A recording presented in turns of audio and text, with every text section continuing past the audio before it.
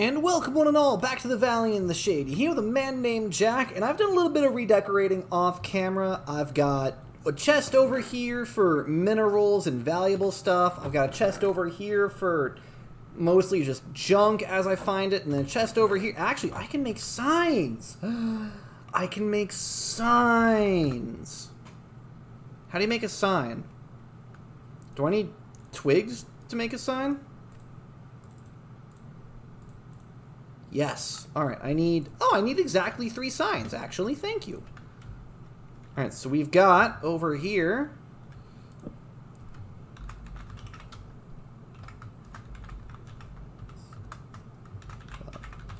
minerals and valuables. Done. Over here, we've got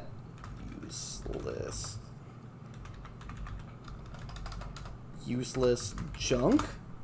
Yep, okay, and then finally over here we have the all-important cake ingredients.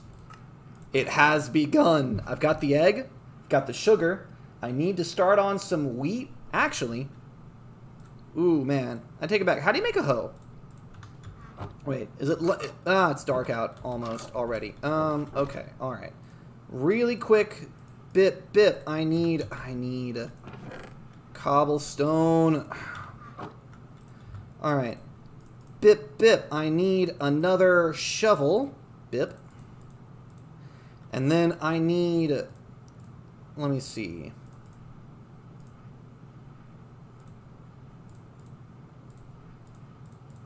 Ah! Ho! Okay. Alright. Whoop, that's not what I meant to do. Wait, is that... Ah, Q is the drop button. Good to know. Okay. Alright. Really quickly, before it gets too dark.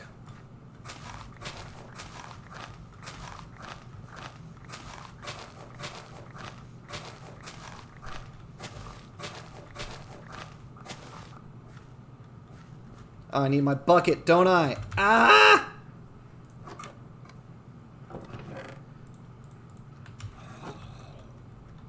Fuck off, zombie. I'm trying to do crops. Fun fact, water will create another water block if there are 2 water blocks adjacent to it. In this manner, there's a water block here, there's not one here, I place a block here, and it places a block here. So you can fill out a trough like that. Ho, ho, ho. Seeds.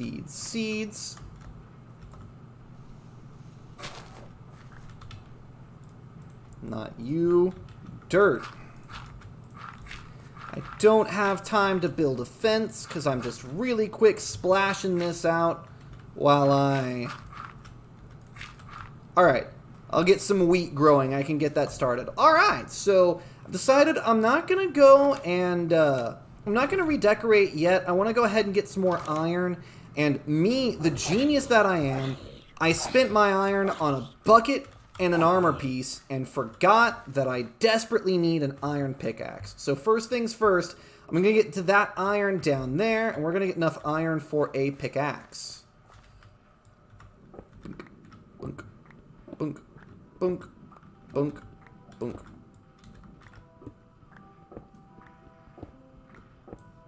Alright. It's...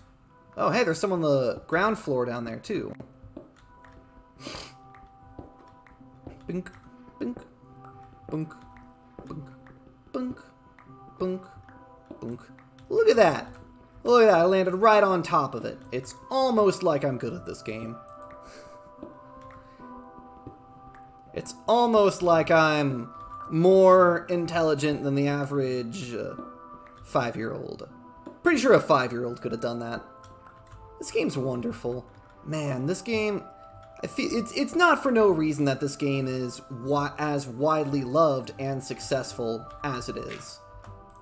Like, MatPat was, man, ages ago, at the end of 2019 for 2020, he made a video about the most impactful games of 2020, and I think he listed Minecraft as the most impactful game of 2020. And honestly, I didn't know what he was going to pick watching the video, But hearing him say Minecraft, I get it. Like, this game, this might be the game that destigmatizes video games. This might be the game that finally convinces an older generation that, hey, video games aren't just brainless activities. You can learn in a video game. You can develop critical thinking skills in a video game. You can develop spatial awareness in a video game. You can develop a lot of incredibly valuable life skills by playing a video game. And Minecraft is accessible, easy to play, easy to understand, straightforwards, and, you know, it teaches a lot of, like, managing your inventory. That's a skill. That's, well, I don't know. I'm not some super doctor certified to go into all of the skills that Minecraft can teach you, but I am a big proponent of using video games to teach. Like, don't get me wrong, I'm a big fan of video games for fun and entertainment, and I believe that above everything else, a game should be, why do I take it back? I have nothing against games that exist explicitly to teach, where teaching is the goal. But I believe the ultimate power of video games is teaching and entertaining at the same time. Because if you can make learning entertainment, if you can make learning something fun, something that kids cannot wait to get home and do, then they will learn not just of their own accord, they will learn more, they will learn faster, they will remember more of what they have learned, because they're not just learning it because a teacher tells them to, because they need it for a test. Like, if you learn a skill in a video game because you needed to succeed later on in that game, you're gonna remember it. And it's good. It's just so good. There are so many things. And one of the reasons I'm a big proponent of this is that growing up, my high school offered, my grade school actually offered educational video games. The Jumpstart video game series. God, I loved the Jumpstart series as a kid. And thinking back, there wasn't much game to them. They were pretty explicitly teaching devices masquerading as video games. And that's okay! That's perfectly fine! Because it was enough of a video game for me to enjoy it. And I remember I was playing the Jumpstart games a full grade ahead of the actual grade I was in one time. I was in, I remember 5th grade. 5th grade, I was in 5th grade. My parents ordered the 5th grade Jumpstart CD. Spoiler alert, the Jumpstart series has a different game for each grade level that will compound upon what they've learned in school. The Jumpstart video games use what you learn in that grade as the main mechanics and challenges for that game, so that when your child advances to the next year, they have spent the summer playing a game that reinforces what they learned the previous year. Fucking great stuff. But 5th grade, one time, I remember we ordered the 5th grade Jumpstart. They sent us the 6th grade Jumpstart. I didn't care. My parents were like, do you want us to return it and get it back? I was like, let me try to play it. And I did. Did I understand 100% of what I was doing? No. Did I learn how it worked by the end of the video game? Yes. I walked into 6th grade as the ballinest motherfucker, already knowing everything I needed to do mathematically for that year. Now, granted, part of this was because I was very gifted and talented in mathematics. My older brother was 3 years older than I am. I remember helping him with his homework. I was about as gifted and talented in mathematics as you can get in high school. That has not translated into being a super genius later on in my adult life, but, well, I don't know. I'm pretty smart. I don't like to say that I'm a genius, because that just sounds like bragging and shit. I don't feel like a genius, but then I talk to some people and I'm like, wow, I'm really far above the curve, aren't I? And it's a little bit humbling in a weird sort of way. And I know a lot of people think it's the opposite of humbling to talk about, oh, I'm so much smarter than everyone. But if you actually go up and you look up the definition of humble, or at least the biblical definition of humble, which the Bible is where the word humble is used the most, I would say. To be humble is to see yourself exactly as God sees you.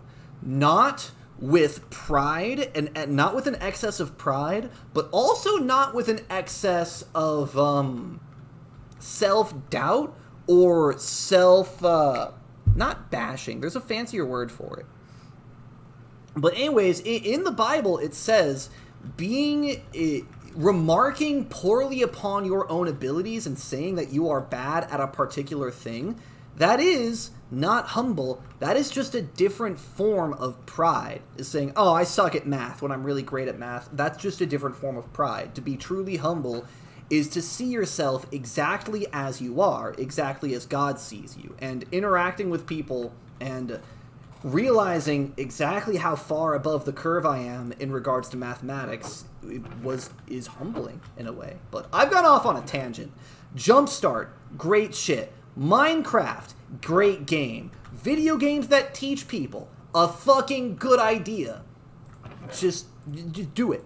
Use video games to teach kids. It's a good idea. There is absolutely nothing that suggests that we shouldn't use video games to teach kids. And like people are like, video games cause violence. No, they don't. They don't. Violent people cause video games. If you want to look at violence, what about the Salem witch trials? Those are pretty violent. What about beheadings? Those are pretty violent. What about war? Just in general, war. That's some violent shit. What about being drawn and quartered? What about the gladiatorial arenas? That was considered prime entertainment back in ye olden days. Video games do not cause violent people. Violent people cause violent video games. Like, we seek violent video games as a mean to attain excitement and adrenaline and life-threatening danger that you do not actually want in life because it is life-threatening. But that's an entirely different rant. TLDR, Minecraft, with its simple, kid-friendly, PG-13, if even that, probably PG rated. What's Minecraft's ESRB rating, actually? Hold on, let me Google that shit really quick. Oh, not there! That's the wrong window! What's Minecraft's ESRB rating? Oh, God. Minecraft is... ESRB rating for Minecraft has been rated as suitable for ages 7 and up to 13 and up, depending on which version of the game you are playing. So, I guess PG-13... and maybe younger depending on the version. I wonder what version it means for different age ratings. Is there a Minecraft for kids that doesn't, or like really young kids that doesn't involve monsters or breeding animals? Because the only things I can think of that are not PG rated in this game is combat and animal breeding. Just because, you know, making animals fuck isn't exactly PG-13. I mean, it's PG-13, I guess, but it's not G-rated, for sure. But yeah, this is a game... Minecraft is the modern Lego set.